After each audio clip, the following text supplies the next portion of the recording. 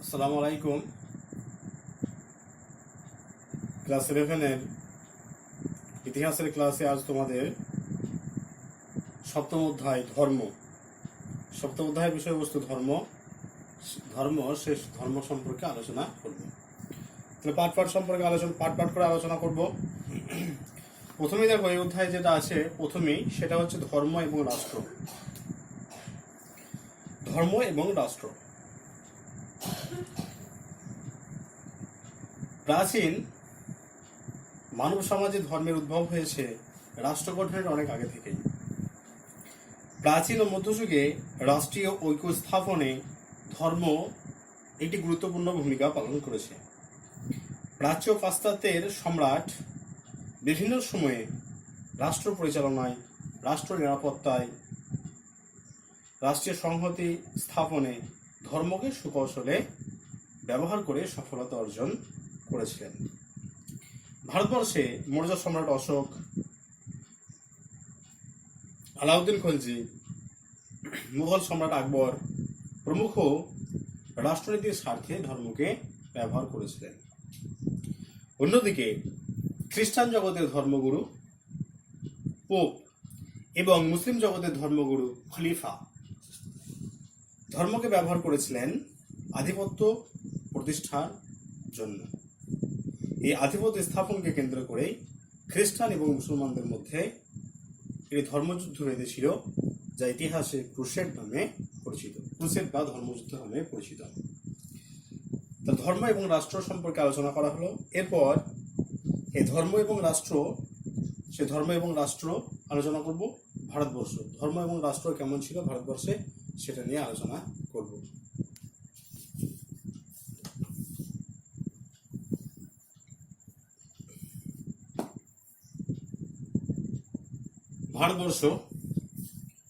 ভারতবর্ষে অশোক সম্পর্কে প্রথমে আলোচনা করব। তিনজন আলোচনা করব: অশোক, আলাউদ্দিন খলজি এবং মুঘল সম্রাট আকবর। এই তিনটে নিয়ে আলোচনা করব ভারতবর্ষের। তাহলে প্রথমে আলোচনা করব মৌর্য সম্রাট অশোক নিয়ে। মৌর্য সম্রাট অশোক নিয়ে প্রথমেই আলোচনা করব। মৌর্য বংশের শ্রেষ্ঠ সম্রাট ছিলেন অশোক। অশোক 273 খ্রিস্টাব্দে সিংহাসনে আরোহণ করেন। তাহলে অশোক সম্পর্কে প্রথমে আমরা জানবো যে কথিত আছে যে অশোক তার 100 জন ভাইকে হত্যা করে সিংহাসনে আরোহণ করেন। এই কারণে অশোকের চণ্ডাশোক বলা হতো। এই নিয়ে ঐতিহাসিকদের মধ্যে অনেক বিতর্ক আছে। যাই হোক, তাহলে অশোক 273 খ্রিস্টপূর্বাব্দে সিংহাসনে বসেন এবং অশোক অন্যান্য শাসকদের মতোই তার সাম্রাজ্য বিস্তারের ক্ষেত্রে যুদ্ধনীতিকে কাজে লাগিয়েছিলেন। কিন্তু 261 খ্রিস্টপূর্বাব্দে অশোক কলিঙ্গ যুদ্ধ করেছিল। 261 খ্রিস্টপূর্বাব্দে অশোক কলিঙ্গ যুদ্ধ করেছিলেন। 261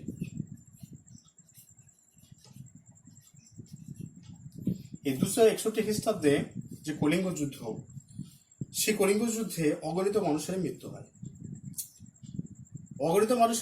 হয়। এই কলিঙ্গ যুদ্ধে। তাই এই কলিঙ্গ যুদ্ধে অশোকের জীবনের মোড়টাকে অন্যদিকে ঘুরিয়ে দেয় এবং মৌর্য সম্রাট অশোক উপগুপ্তের কাছ থেকে তিনি বৌদ্ধ ধর্মে দীক্ষা নেন। তিনি এই সময় তার যে বিভিন্ন শিলালিপি, সেই শিলালিপিতে তিনি প্রমাণিত শিলালিপি থেকে তিনি এই কলিঙ্গ যুদ্ধের পর থেকে অহিংসার পূজারী হয়ে উঠেছিলেন। অশোকের ধর্ম প্রচার। তাহলে অশোক তিনি মৌর্য সম্রাট অশোক গৌতম বুদ্ধের স্মৃতি বিজড়িত যে স্থান, সেই স্থানগুলি ভ্রমণে বিহার যাত্রার পরিবর্তে ধর্মযাত্রা শুরু করেন। তিনি পাহাড়ের গায়ে, পাথরের ধামে এবং পাথরের স্তূপের উপর তার নিজের এবং গৌতম বুদ্ধের বাণীগুলি খোদাই করান। তিনি গৌতম বুদ্ধের বাণী প্রজাকল্যাণ ও সম্প্রীতির জন্য প্রচারের নিমিত্ত ধর্ম মহামন্ত্র নিযুক্ত করেন। তিনি বিভিন্ন দেশে বৌদ্ধ ধর্মকে প্রচার করার জন্য, বৌদ্ধ ধর্মকে প্রসারিত করার জন্য তিনি বিভিন্ন দেশে ধর্ম মহামাত্র, স্ত্রী মহামাত্র, এমনকি তার পুত্র মহেন্দ্র এবং কন্যা সংঘমিত্রাকেও প্রেরণ করেন। তিনি প্রজাদের মঙ্গল সাধনকে জীবনের ব্রত হিসেবে গ্রহণ করেন এবং এই অশোক একমাত্র সম্রাট যিনি ঘোষণা করেছিলেন যে সমস্ত প্রজাই আমার সন্তান, মম মুনিষে প্রজা মমা, অর্থাৎ সমস্ত প্রজাই আমার সন্তান। প্রজা কল্যাণের জন্য রাস্তার দুপাশে ছায়াদানকারী গাছ লাগিয়েছেন, যেটাকে আমরা বৃক্ষরোপণ বলি। তিনি বিশ্রামাগার তৈরি করেছিলেন, কূপ খনন করেছিলেন, মানুষ এবং পশুর চিকিৎসালয় স্থাপন করেছেন। এছাড়াও যারা বয়স্ক ব্যক্তি, যারা বয়সের ভারে কিছু কাজ করতে পারে না, তাদের জন্য ভাতা বা স্টাইপেন্ডের ব্যবস্থা করেছিলেন। এছাড়াও যারা অনাথ, তাদের জন্য ভাতার ব্যবস্থা করেছিলেন। যারা বিধবা, তাদের জন্য ভাতার ব্যবস্থা করেছিলেন। এছাড়াও রাজ্যের যারা জ্ঞানীগুণী ব্যক্তি, তাদেরকেও তিনি একটা ভাতা দেওয়ার ব্যবস্থা তিনি করেছিলেন। অশোক যে ধর্ম প্রচার করেন তাকে বলা হয় ধম্ম, ধম্ম।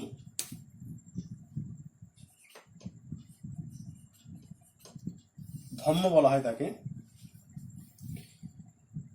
এই ধর্ম নিয়ে ঐতিহাসিক এবং পণ্ডিতের মধ্যে অনেক বিতর্ক আছে। অশোকের যে অহিংসা, দয়া, মায়া, মমতা, পবিত্রতা এবং সত্যবাদী, তার উপর নির্ভর করে যে বাণী, তাকে বলা হয় ধম্ম। আবার ভিনসেন্ট স্মিথ মজুমদার, রমেশচন্দ্র মজুমদার মনে করেন যে অশোক প্রচারিত ধর্মের মধ্যে বেশ কিছু অমিল খুঁজে পেয়েছেন এবং ধর্মকে বৌদ্ধ ধর্ম থেকে পৃথক বলে উল্লেখ করেছেন। যাই হোক, মৌর্য সম্রাট অশোক বৌদ্ধ ধর্ম গ্রহণ করার পরে তার যে ধর্ম, সেই ধর্মের কিন্তু মূল বিষয়বস্তু এই বৌদ্ধ ধর্মকে কেন্দ্র করেই গড়ে উঠেছিল। এরপর আমরা আলোচনা করব আলাউদ্দিন খলজি এবং ওলেমা তন্ত্র নিয়ে। 1290 খ্রিস্টাব্দে জালালউদ্দিন ফিরোজ খলজি এই খলজি বংশের প্রতিষ্ঠা করেন এবং এই খলজি বংশের শ্রেষ্ঠ শাসক ছিলেন তার ভ্রাতুষ্পুত্র জালালউদ্দিন ফিরোজ খলজির ভ্রাতুষ্পুত্র, মানে ভাইপো যাকে আমরা বলি, সেই ভাইপো আলাউদ্দিন খলজি। সময়কাল 1296 থেকে 1316 খ্রিস্টাব্দ। আলাউদ্দিন খলজি ধর্মকে রাষ্ট্রের অধীন করে নিজের নিরঙ্কুশ সার্বভৌম ক্ষমতা বহাল রাখেন এবং সুলতানি রাষ্ট্রকে ধর্মনিরপেক্ষ চরিত্র। অন্যদিকে যারা উলেমা শ্রেণী, সেই উলেমারা ছিলেন সরকারি ধর্ম বিশারদ এবং ইসলামী আইন শরীয়তের ব্যাখ্যাকারী। তাদের মূল বক্তব্য ছিল দিল্লির সুলতান শরীয়তের বিধান মেনে দেশকে দারুল ইসলাম বা ইসলামের পবিত্র ভূমিতে পরিণত করবেন। আলাউদ্দিন খলজি কিন্তু এই উলেমাদের মতকে কোনো সময় তিনি প্রাধান্য দেননি। আলাউদ্দিন খলজি সর্বপ্রথম সুলতানি শাসনে উলেমাদের প্রভাব প্রতিপত্তি খর্ব করেন, সুলতানদের ব্যক্তিগত মান মর্যাদা বৃদ্ধিতে উদ্যোগী হন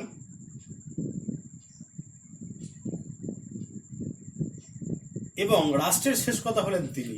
অর্থাৎ চতুর্দশ লুই যেরকম বলেছিলেন আই এম দ্য স্টেট, আমি রাষ্ট্র, সেরকম রাষ্ট্রের শেষ কথা হলেন আলাউদ্দিন খলজি। রাষ্ট্রের শেষ কথা হচ্ছে তিনি, এটা তিনি বোঝানোর চেষ্টা করেছিলেন। হিন্দু মুসলিম সব ধর্মের প্রতি কঠোর নীতি তিনি রচনা করেন, সুলতানি পদকে প্রাতিষ্ঠানিক মর্যাদা দেন, নিজেকে খলিফা সহকারী বলে ঘোষণা করেন, উলেমাদের ক্ষমতা তিনি সুনির্দিষ্ট করেন আর শরীয়তের বিধান তিনি সম্পূর্ণরূপে উপেক্ষা করেছিলেন। আলাউদ্দিন খলজি রাষ্ট্রনীতি থেকে ধর্মকে মুক্ত করে সুলতানি ক্ষমতাকে শক্তিশালী করে তোলেন এবং সুবিধাভোগী এবং আধিপত্য স্থাপনকারী ধর্মীয় সম্প্রদায় উলেমাদের পরিবর্তে তিনি প্রশাসনের যোগ্য ব্যক্তিদের নিযুক্ত করেন। এরপর আমরা আলোচনা করব মুঘল সম্রাট আকবর নিয়ে। সম্রাট আকবর, মুঘল সম্রাট আকবর ছিলেন মধ্যযুগের ভারতবর্ষের ইতিহাসে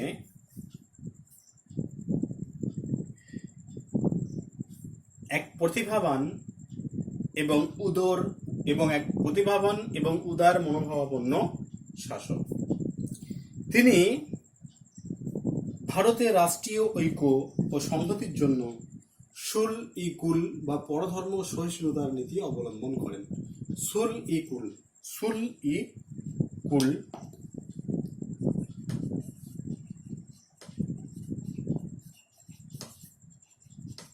বা পরধর্ম সহিষ্ণুতার নীতি, সুল-ই-কুল বাংলা অর্থ হচ্ছে পরধর্ম সহিষ্ণুতার নীতি, এই নীতি অবলম্বন করেন। উদ্দেশ্য কি ছিল?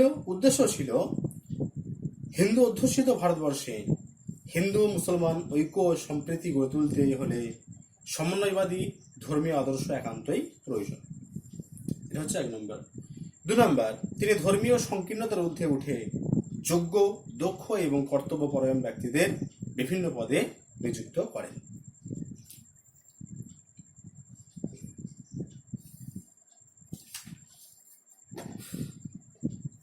তিনি হিন্দু মুসলমানের মধ্যে সমন্বয় সাধনের জন্য 1563 খ্রিস্টাব্দে হিন্দুদের ওপর থেকে তীর্থকর এবং 1564 খ্রিস্টাব্দে হিন্দুদের ওপর থেকে জিজিয়া কর বিলোপ করেন। জিজিয়া কর হচ্ছে অমুসলমানদের কাছ থেকে আদায়কৃত করকে বলা হতো জিজিয়া কর। তাহলে সেই জিজিয়া কর তিনি তুলে নেন 1564 খ্রিস্টাব্দে। তিনি 1575 খ্রিস্টাব্দে আগ্রার কাছে ফতেপুর সিক্রিতে সকল ধর্মের যারা পণ্ডিত তাদেরকে একত্রিত করে বিভিন্ন ধর্মীয় আলাপ আলোচনার জন্য তিনি ইবাদতখানা স্থাপন করেন। এই ইবাদতখানায় বিভিন্ন পণ্ডিত ব্যক্তি, বিভিন্ন ধর্মের যারা পণ্ডিত ব্যক্তি তাদেরকে তিনি আমন্ত্রণ জানাতেন এবং তারা আসতেন এবং সেই ধর্মের নির্যাস বা সারাংশ কি সেগুলো তিনি শুনতেন। 3 নম্বর, 1579 খ্রিস্টাব্দে আকবর রাজনীতির সঙ্গে ধর্মীয় ক্ষেত্রে প্রাধান্য প্রতিষ্ঠায় ইমাম-ই-আদিল উপাধি গ্রহণ করেন।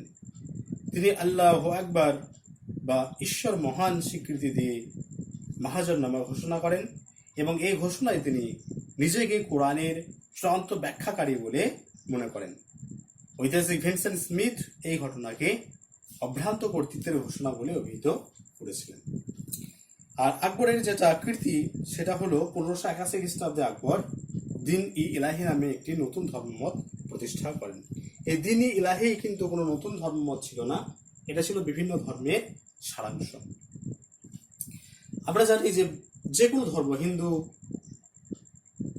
খ্রিস্টান, বৌদ্ধ, ইসলাম, যে কোনো ধর্মের যদি কেউ অনুসারী হয় তাহলে সেখানে অবশ্যই ধর্ম উপাসনালয় থাকবে এবং সেখানে একটা ধর্মগ্রন্থ থাকবে এবং কিছু বিধিনিষেধ সেখানে থাকবে। কিন্তু মুঘল সম্রাট আকবর যে ধর্ম তিনি 1581 খ্রিস্টাব্দে চালু করেছিলেন দিন-ই-ইলাহি, সেইখানে কিন্তু কোনো ধর্ম উপাসনালয় বা ধর্মগ্রন্থ সেখানে ছিল না এবং সেখানে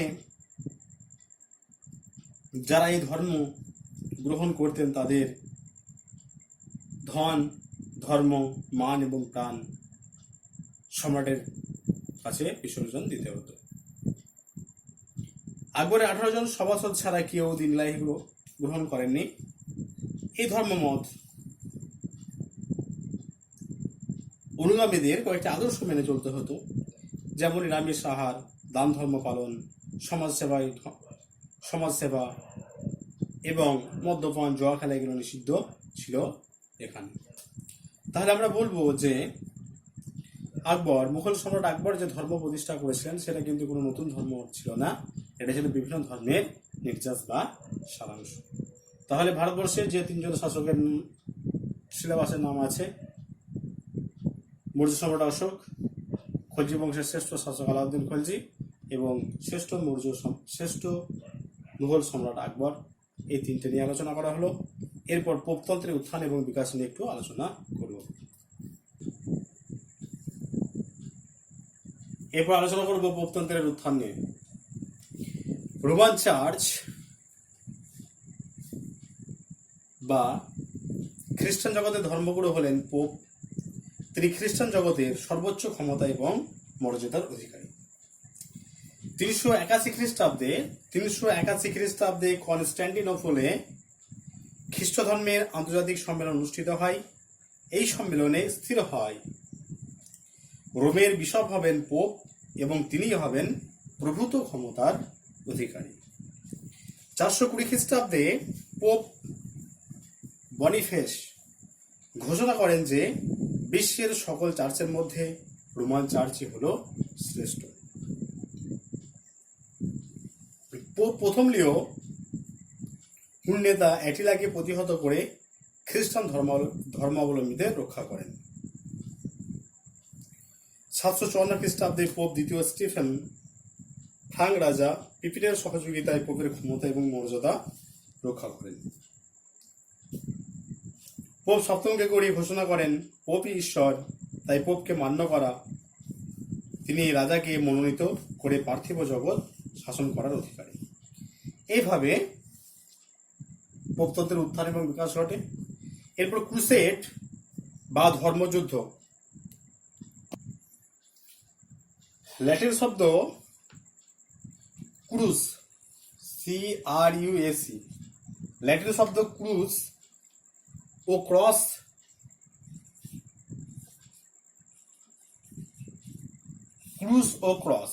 ল্যাটিন শব্দ ক্রুস, CRUS, ক্রুস ও ক্রস থেকে এই ক্রুসেড শব্দটা এসেছে। যিশুর পবিত্র জন্মভূমি প্যালেস্টাইনের জেরুজালেমের উপর আধিপত্য স্থাপনকে ভিত্তি করে খ্রিস্টান এবং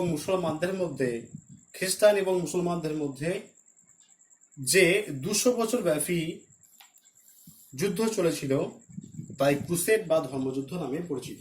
তাহলে ক্রুসেড বা ধর্মযুদ্ধ মুসলমানদের সঙ্গে খ্রিস্টানদের, যীশু খ্রিস্টের যে জন্মস্থান পবিত্র জেরুজালেম, সেই জেরুজালেম কাদের অধীনে থাকবে? মুসলমানদের অধীনে থাকবে না খ্রিস্টানদের অধীনে থাকবে? এই নিয়ে 200 বছর ব্যাপী যে সংগ্রাম, সেটাকে বলা হয় ক্রুসেড বা ধর্মযুদ্ধ। তাহলে ক্রুসেডের কারণ কি কি ছিল সেগুলো নিয়ে একটু আলোচনা করব। রোমান চার্চের হিত মর্যাদা পুনরুদ্ধারের আশায় এবং যিশুর স্মৃতি বিজড়িত জেরুজালেম উদ্ধারের আকাঙ্ক্ষায় খ্রিস্টানরা এই ধর্মযুদ্ধ বা ক্রুসেডে সামিল হয়। এটা 1 নম্বর পয়েন্ট। 2 নম্বর পয়েন্ট হচ্ছে সাম্রাজ্যদের ক্রমাগত যুদ্ধ, বিবাদ, সংঘর্ষ সাধারণ মানুষকে বীতশ্রদ্ধ করে তুলেছিল। সামন্ত প্রভুর পুত্রদের যুদ্ধ কৌশলকে পোপ এবং যাজকরা মুসলমানদের বিরুদ্ধে প্রয়োগ করতে সচেষ্ট হয়েছিলেন।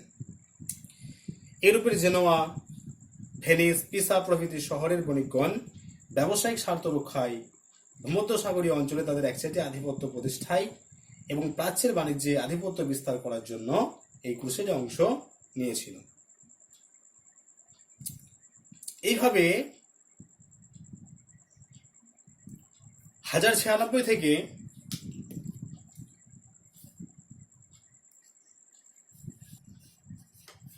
1270 খ্রিস্টাব্দের মধ্যে 1096 থেকে 1270 খ্রিস্টাব্দের মধ্যে মোট 8টি ক্রুসেড বা ধর্মযুদ্ধ হয়েছিল। তোমাদের একটা শর্ট প্রশ্ন পড়ে এমসিকিউতে পড়ে যে ধর্মযুদ্ধ বা ক্রুসেড মোট কতগুলো হয়েছিল? মোট ক্রুসেড বা ধর্মযুদ্ধ হয়েছিল 8টি। এরপরে ক্রুসেড বা ধর্মযুদ্ধের ফলাফল কি হয়েছিল সে সম্পর্কে একটু জানবো। ইউরোপের সামন্ততান্ত্রিক সমাজে পরিবর্তন ঘটে। মহাজন বণিক সম্প্রদায় সমাজের নিয়ন্ত্রক হয়ে ওঠে। ভূমিদাসরা ভূমিদাসত্ব থেকে মুক্তি পায় এবং নারীদের সামাজিক মর্যাদা বৃদ্ধি পায় এই ক্রুসেড বা ধর্মযুদ্ধের ফলে। তারপর সামন্ততান্ত্রিক শাসন ব্যবস্থা দুর্বল হয়ে পড়ে। শক্তিশালী জাতীয় রাষ্ট্র গঠনের পথ প্রশস্ত হয়ে পড়ে। 3 নম্বর হচ্ছে পোপ ও ধর্মযাজকদের মান মর্যাদা এবং প্রভাব প্রতিপত্তি বৃদ্ধি পায়। ক্রমে পোপের জনপ্রিয়তা ও গ্রহণযোগ্যতা বৃদ্ধি পায়। আর লাস্ট পয়েন্ট হচ্ছে প্রাচ্য সভ্যতা ও সংস্কৃতি ইউরোপকে প্রভাবিত করে। খলিফা শব্দের অর্থ হলো প্রতিনিধি। খলিফা শব্দের অর্থ হচ্ছে প্রতিনিধি। এটা অনেক সময় এমসিকিউতে পড়ে যে খলিফা শব্দের অর্থ কি। খলিফা শব্দের অর্থ হচ্ছে প্রতিনিধি।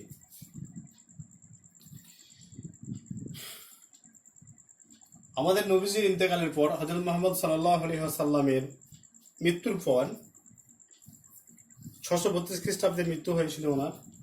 তাহলে 632 খ্রিস্টাব্দের মৃত্যুর পরে ইসলাম ধর্মীয় রীতিনীতির রক্ষক, প্রচারক, প্রধান বিচারক খলিফা নামে পরিচিত হন। 632 খ্রিস্টাব্দে নবীজির ইন্তেকালের পর হযরত আবু বকর আরবে খলিফাতন্ত্রের প্রতিষ্ঠা করেন। তাহলে প্রথম চারজন খলিফা হলেন হযরত আবু বকর, হযরত ওমর, হযরত ওসমান এবং হযরত আলী। খলিফাকে এবং পবিত্র খলিফার শাসন ব্যবস্থা কেমন? খলিফাকে শাসন কাজে সাহায্য করার জন্য একটি মন্ত্রণা পরিষদ ছিল। খলিফা আমলে জিজিয়া, জাকাত, খরাজ, খামস, উসর এই সমস্ত রাজস্ব আদায় করা হতো। খলিফা সাম্রাজ্যকে কয়েকটি প্রদেশে বিভক্ত করে একজন করে ওয়ালি বা শাসনকর্তা নিযুক্ত করা হয়। সাম্রাজ্যের সর্বোচ্চ বিচারক ছিলেন খলিফা স্বয়ং। জনকল্যাণ, রাস্তাঘাট, পান্থশালা, কোষাগার নির্মাণ করা হয়েছিল। উমাইয়া বংশ সিরিয়ার শাসনকর্তা মুয়াবিয়া আরবে উমাইয়া বংশের প্রতিষ্ঠা করেন। মুয়াবিয়া তার সিরিয়ার শাসনকর্তা আরবে মুয়াবিয়া বংশের প্রতিষ্ঠা করেন। এরপর আব্বাসীয় বংশ, এই বংশের শাসকদের নামটা পরে আব্বাসীয় বংশ।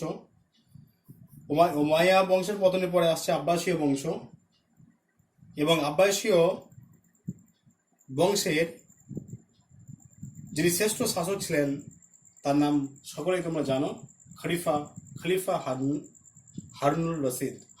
উল রশিদ। এই খলিফা হারুন উল রশিদ ছিলেন আব্বাসীয় বংশের শ্রেষ্ঠ সুলতান। তুরস্কে খলিফাতন্ত্র, তুরস্কের শাসক দ্বিতীয় মোহাম্মদ এর আমল থেকে তুরস্কে খলিফাতন্ত্রের সূচনা হয়। তারা আরবের বিস্তীর্ণ অঞ্চলে নিজ আধিপত্য প্রতিষ্ঠা করেন। এরপর নব্যধর্ম আন্দোলন বা প্রতিবাদী ধর্ম আন্দোলনের উত্থানের কারণ সম্পর্কে আলোচনা করব। খ্রিস্টপূর্ব 6ষ্ঠ শতকে ভারতে প্রায় 63টি নব্যধর্ম বা প্রতিবাদী ধর্মীয় আন্দোলন সম্পর্কে আমরা জানতে পারি। এই প্রতিবাদী বা নব্যধর্ম আন্দোলনের উদ্ভবের যে কারণগুলো ছিল সেইগুলো একটু আলোচনা করছি। প্রথমত হচ্ছে যে বৈদিক ধর্মের আড়ম্বর এবং জটিলতা থেকে মুক্তি পেতে মানুষ আধ্যাত্মিক মুক্তির সন্ধানে নতুন ধর্মমতের প্রতি আকৃষ্ট হয়ে ওঠে। 2 নম্বর, পূর্বজন্মের কৃতকর্ম পরবর্তী জন্মে ভোগ করতে হয়, এই ধারণায় বিশ্বাসী হয়ে মানুষ যাগযজ্ঞের প্রতি আস্থা হারায় এবং নতুন ধর্মের সন্ধানে আগ্রহী হয়ে ওঠে। 3, সামাজিক অসাম্য, বর্ণপ্রথার কঠোরতা, ব্রাহ্মণদের সুযোগ সুবিধা অব্রাহ্মণদের ক্ষুব্ধ করে তোলে। দুর্বোধ্য সংস্কৃত ভাষা সাধারণ মানুষের কাছে অসহনীয় ছিল। তারা সহজ সরল পালি এবং প্রাকৃত ভাষায় ধর্মীয় উপদেশ শুনতে আগ্রহী হয়ে ওঠে। নতুন প্রতিবাদী ধর্মমত তাদের কথ্য ভাষায় গুরুত্ব দেয়। এইভাবে আমরা দেখব ভারতবর্ষে দুটো প্রতিবাদী ধর্ম আন্দোলনের উদ্ভব হয়েছিল। একটা হলো বৌদ্ধ ধর্ম আর একটা হলো জৈন ধর্ম। তাহলে এই বৌদ্ধ ধর্ম যিনি প্রবর্তক ছিলেন তার নাম গৌতম বুদ্ধ। এই ধর্মের যে মূল বিষয়বস্তু, সেই মূল বিষয়বস্তুগুলো হচ্ছে জগৎ দুঃখময়, দুঃখের কারণ রয়েছে, দুঃখের যেমন কারণ আছে, দুঃখ থেকে সেরকম নিবারণেরও রাস্তা আছে, আর দুঃখ নিবারণের উপায় বা পথ আছে। বৌদ্ধ ধর্মে এই 4টি মহান বিষয় আর্য সত্য নামে পরিচিত। গৌতম বুদ্ধ দুঃখ নিবারণের জন্য আবার 8টি পথের সন্ধান দিয়েছিলেন। এগুলিকে একত্রে বলা হয় অষ্টাঙ্গিক মার্গ। এগুলি হলো সৎচিন্তা, সৎদৃষ্টি, সৎসংকল্প, সৎবাক্য, সৎকর্ম, সৎচেষ্টা, সৎজীবিকা এবং সৎ সমাধি। এগুলোকে একত্রে বলা হয় অষ্টাঙ্গিক মার্গ। বৌদ্ধ ধর্মে মুক্তি লাভকে বলা হয় নির্বাণ। নির্বাণ বা মুক্তি লাভ। বৌদ্ধ ধর্মে যে ধর্মগ্রন্থ তাকে বলে ত্রিপিটক। এই ত্রিপিটক 3টি ভাগে বিভক্ত।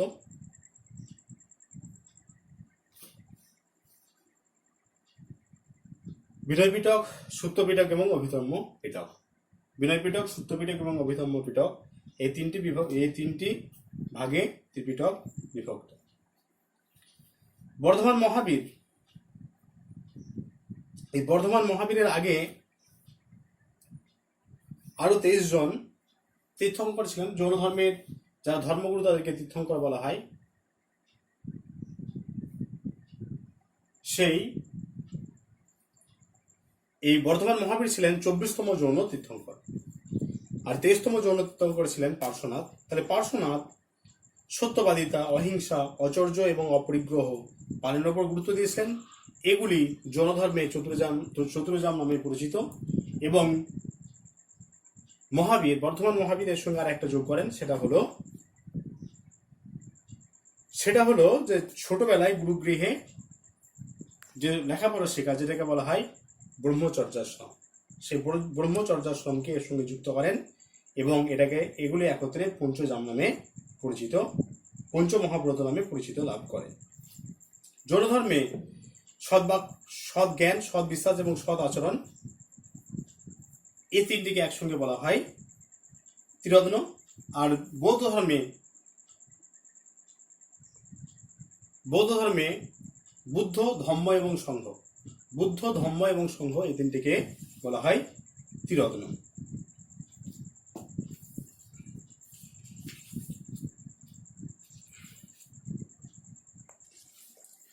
এবার এই দুই ধর্মের মধ্যে বেশ কিছু সাদৃশ্য এবং বৈসাদৃশ্য আমরা দেখতে পাই। সাদৃশ্যগুলি আগে আলোচনা করছি। গৌতম বুদ্ধ এবং মহাবীর উভয় ছিলেন ক্ষত্রিয় বংশজাত, এটা হচ্ছে 1 নম্বর। 2 নম্বর, উভয় ধর্মে অহিংসার উপর গুরুত্ব স্থাপন করেছিলেন। 3 নম্বর, উভয় ধর্ম ব্রাহ্মণদের শ্রেষ্ঠত্বের বিরোধিতা করে সামাজিক সাম্য প্রতিষ্ঠায় সচেষ্ট হয়। আর 4 নম্বর হচ্ছে এই উভয় ধর্ম জন্মান্তরবাদ এবং কর্মফলবাদে বিশ্বাসী ছিল। আর উভয় ধর্মই সাধারণ মানুষের কথ্য ভাষা পালি এবং প্রাকৃতকে ব্যবহার করেছিল। এটা হচ্ছে সাদৃশ্য। বৈসাদৃশ্য কি কি ছিল? বৈসাদৃশ্য, গৌতম বুদ্ধের একক প্রচেষ্টায় বৌদ্ধ ধর্ম প্রবর্তিত হয়েছিল। অন্যদিকে মহাবীর এবং তার পূর্ববর্তী 23 জন তীর্থঙ্করের প্রচেষ্টায় জৈন ধর্ম প্রবর্তিত হয়েছিল। বৌদ্ধ ধর্ম অপেক্ষা জৈন ধর্ম অনেক বেশি হিন্দু ধর্ম দ্বারা প্রভাবিত ছিল। 3 নম্বর, বৌদ্ধ ধর্মে প্রাণের অস্তিত্ব সর্বব্যাপী ছিল না, জৈন ধর্মে সর্বপ্রাণবাদ প্রধান নীতি ছিল। বৌদ্ধ ধর্মে মধ্যপন্থা অবলম্বনের কথা বলা হলেও জৈন ধর্মে কঠোর কৃচ্ছ্রি সাধনের নির্দেশ দেওয়া হয়েছে। 5 নম্বর হচ্ছে জৈন ধর্ম অপেক্ষা বৌদ্ধ ধর্ম ভারত এবং ভারতের বাইরে প্রসার লাভ করেছিল। এরপর আলোচনা করব তোমাদের ইউরোপীয় ধর্ম সংস্কার আন্দোলনের কি কি কারণ ছিল সে নিয়ে। তোমাদের ইউরোপে ধর্ম সংস্কার আন্দোলন নিয়ে আলোচনা করব। খ্রিস্টীয় 16 শতকে ইউরোপে পোপতন্ত্র ও রোমান ক্যাথলিক চার্চের দুর্নীতি, কুসংস্কার, অনাচার ও স্বৈরাচারের বিরুদ্ধে সংগঠিত আন্দোলন ধর্ম সংস্কার আন্দোলন নামে পরিচিত। ইংল্যান্ড, সুইডেন, জার্মানি, সুইজারল্যান্ড প্রভৃতি দেশে ধর্ম সংস্কার আন্দোলন রোমান চার্চের একাধিপত্য নষ্ট করেছিল। এরপরে ধর্ম সংস্কার আন্দোলনের প্রধান কারণ কি ছিল? 1 নম্বর হলো খ্রিস্টান ধর্মগুরু পোপ নিজেকে ঈশ্বরের প্রতিনিধি রূপে জগতের সব ধরনের নিয়ন্ত্রণের অধিকারী করে তুলতে সচেষ্ট ছিলেন। সম্রাটের অভিষেক পোপের স্বীকৃতির উপর নির্ভরশীল ছিল। এইরূপ পোপের সীমাহীন আধিপত্য সচেতন সাধারণ মানুষকে ক্ষুব্ধ করে তুলেছিল।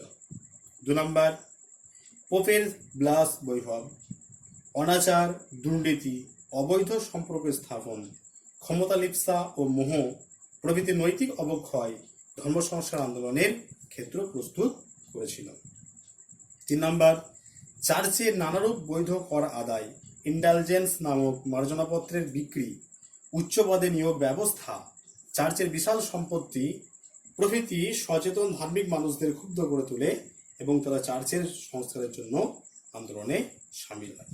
তাহলে এই আন্দোলনে যারা গুরুত্বপূর্ণ ভূমিকা পালন করেছিলেন তাদের মধ্যে অন্যতম হলেন জন ওয়াইক্লিফ, যাকে ধর্ম সংস্কার আন্দোলনের সুক্তারা বলা হয়, জন হাস, মার্টিন লুথার, উলরিক জুইংলি, জন ক্যালভিন এরা ছিলেন প্রধান। আবার ইংল্যান্ডে ধর্ম সংস্কার আন্দোলনে যারা গুরুত্বপূর্ণ ভূমিকা পালন করেছিলেন তাদের মধ্যে অন্যতম হলেন অষ্টম হেনরি। এই অষ্টম হেনরি 1534 খ্রিস্টাব্দে অ্যাক্ট অফ সুপ্রিমেসি নামে একটা আইন পাশ করেছিলেন। এই আইনে রাজাকে ইংল্যান্ডের চার্চের প্রধান বলে ঘোষণা করা হয়েছিল। ঠিক আছে, এরপর এই ধর্ম সংস্কার আন্দোলনের ফলাফল কি হয়েছিল সে সম্পর্কে একটু আলোচনা করি। এটাই শেষ তোমাদের। খ্রিস্টান ধর্ম জার্মানিতে ক্যাথলিক ও প্রোটেস্ট্যান্ট মতবাদে বিভক্ত হয়ে পড়ে। লুথারবাদ, ক্যালভিনবাদ, জুইংলিবাদ, জেসুইটবাদ প্রভৃতি মতাদর্শ ইউরোপের খ্রিস্টান ধর্মকে আলোড়িত করে। ব্যক্তি স্বাধীনতা, স্বাধীন মত প্রকাশ, জ্ঞান চর্চার ক্ষেত্রে প্রস্তুত হয়। সাহিত্যের অগ্রগতি সমাজকে সমৃদ্ধ করে তোলে। চার্চগুলিকে রাজশক্তি নিজের নিয়ন্ত্রণে এনে জাতীয় চার্চে পরিণত হয়। আর যুক্তি নিরিখে প্রোটেস্ট্যান্ট ধর্মের প্রসার ঘটে। তাই এই সমস্তগুলো ছিল ধর্ম সংস্কার আন্দোলনের কারণ। যে তোমাদের এই সপ্তম অধ্যায়ে যা বিষয়বস্তু, সেই বিষয়বস্তু সম্পর্কে সংক্ষেপে আলোচনা করা হলো। এরপর তোমাদের প্রথমে শর্ট প্রশ্নগুলো দিয়ে দেওয়া হবে, তারপরে বড় প্রশ্নগুলো ধরে ধরে আলোচনা করব। যেগুলো আলোচনা করা হলো কারো যদি কিছু বুঝতে অসুবিধা হয় আমাকে অবশ্যই জানাবে।